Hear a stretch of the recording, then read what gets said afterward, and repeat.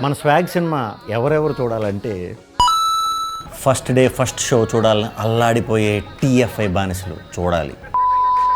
సినిమాకి వెళ్ళిన వెంటనే టైటిల్ని ఫోటో తీసి పెట్టే టెక్నికల్ గీక్స్ చూడాలి.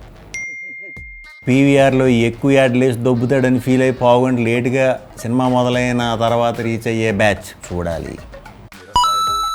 సినిమా చూస్తున్నంతసేపు నవ్వొచ్చినా నవ్వుతే బాగోదేమో అని నవ్వకుండా ఉన్న ఆడియన్స్ అందరూ మాత్రం ఖచ్చితంగా చూడాలి. మీకే తెలియకుండా నవ్వొచ్చేస్తుంది. థియేటర్లో కార్నర్ సీట్లలో టికెట్లు బుక్ చేసుకుని వెళ్ళే లోయో బ్యాచ్ కంపల్సరీ చూడాలి. సినిమా స్టార్ట్ అయిన పావుగంటకు వచ్చి మొహం మీద టార్చ్ చేసి చూసే జాంబీ బ్యాచ్ చూడాలి. హీరోతో సంబంధం లేకుండా ఏ సినిమా అన్నా చూసే మ్యూచువల్ బ్యాచ్ మీరు కంపల్సరీ చూడాలి. స్క్రీన్ మీద సీన్లు ఎంజాయ్ చేయకుండా జరిగేదాన్ని రికార్డు చేసే ఆణిముత్యాల బ్యాచ్ మీరు కంపల్సరీ చూడాలి. ఈసారికి రికార్డు చేయకండి. స్పాయిలర్స్ పెట్టేస్తారేమో అని చెప్పి సినిమా అయ్యేంత వరకు సోషల్ మీడియా ఓపెన్ చేయని జాతిరత్నాలు మీరు కంపల్సరీ చూసేయాలి.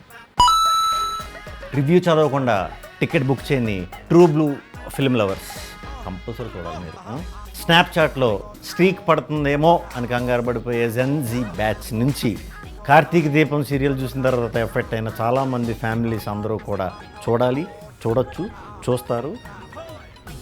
చూడండి.